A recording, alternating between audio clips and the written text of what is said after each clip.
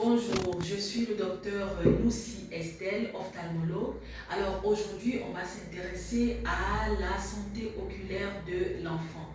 Il faut dire que l'enfance, c'est une période charnière, cruciale pour le développement visuel, car à la naissance, la vision elle est faible et va se développer au fur et à mesure jusqu'à l'âge de 8-12 ans. C'est un temps de maturation visuelle et pour que cette maturation s'effectue correctement, il est important que toutes les structures visuelles soient au point. Il est important que le défaut visuel soit minime pour permettre un développement correct. Il est également important que les interactions œil et environnement soient correctes. Je parle ici de l'exposition précoce et abusive aux écrans, dont les effets négatifs sont clairement démontrés dans plusieurs études. Il faut dire que 80% de l'apprentissage d'un enfant dépend de sa capacité à bien voir. D'où l'importance d'un dépistage et d'un traitement précoce de tout trouble visuel chez l'enfant. Alors, qu'est-ce qui va nous alerter? Ces signes vont dépendre de l'âge de l'enfant. Nous avons par exemple les tout petits, un enfant qui ne suit pas le regard de sa maman, un enfant qui ne cligne pas les paupières à la menace, un enfant qui a des larmes tout le temps qu'il larmoie, un enfant qui a, il y a une présence d'une tache blanche dans l'œil, ou alors un enfant qui a un œil qui brille. Tous ces signes doivent nous alerter.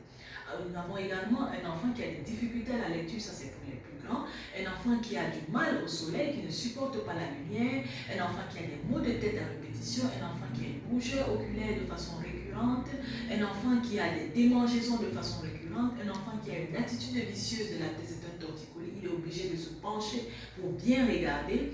Alors tous ces signes doivent nous alerter. À côté de ça, nous avons des facteurs de risque qui sont propres à l'enfant, la prématurité, le petit poids de naissance, également dans la présence dans la famille de certaines pathologies oculaires qui sont potentiellement héréditaires. Je parle ici par exemple de la myopie, la présence de la myopie chez un des deux parents ou alors dans la fratrie. La présence également d'une cataracte congénitale ou même d'un cancer de l'œil qui est le rétinoblastome. Alors, parfois nous n'avons pas de signes parce que l'enfant n'a pas appris à voir, l'enfant ne se plaint pas, d'où l'importance d'un dépistage, et ce dépistage peut se faire à tout âge. Ce qu'il faut retenir, c'est qu'il faut au moins une visite chez l'ophtalmo, au moins avant l'âge de 4-5 ans.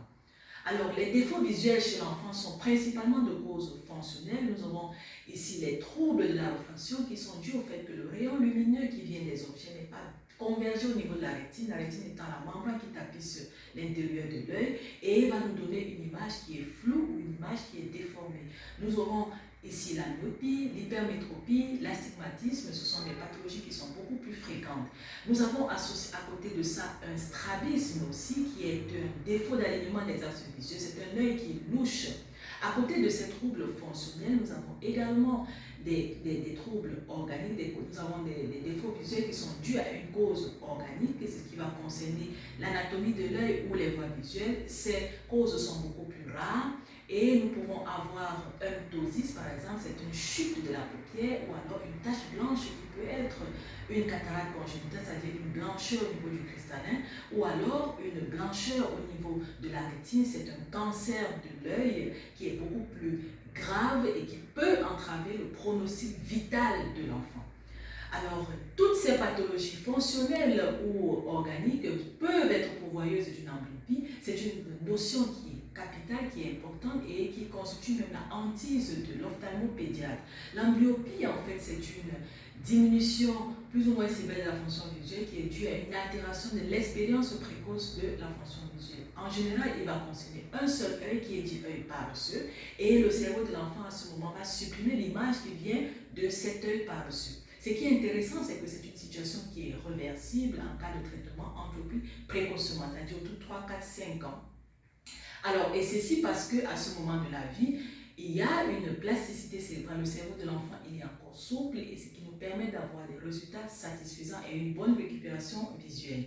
Le traitement de tout défaut visuel va dépendre de la cause. Si c'est une cause organique, il faut la traiter. Si c'est une cause fonctionnelle, il faut également la traiter. Nous allons insister sur les causes fonctionnelles. Le traitement reposera sur le port de la correction optique, c'est-à-dire le port des lunettes. Et cette correction peut se faire même avant 1 an en fonction des cas.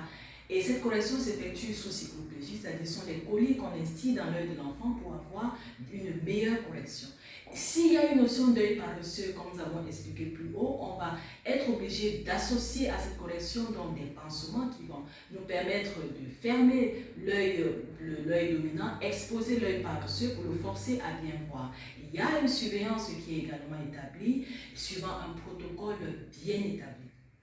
Alors, certains parents restent péjoratifs à l'idée du port de lunettes chez leurs jeunes enfants et malheureusement, cette idée elle est répandue et elle cause le diagnostic tardif. Le parent doit savoir qu'il est un acteur actif de la prise en charge oculaire de l'enfant et il doit comprendre le problème, les enjeux du problème oculaire de l'enfant parce que ce qui n'est pas corrigé beaucoup plus tôt est difficile, voire impossible à rattraper plus tard.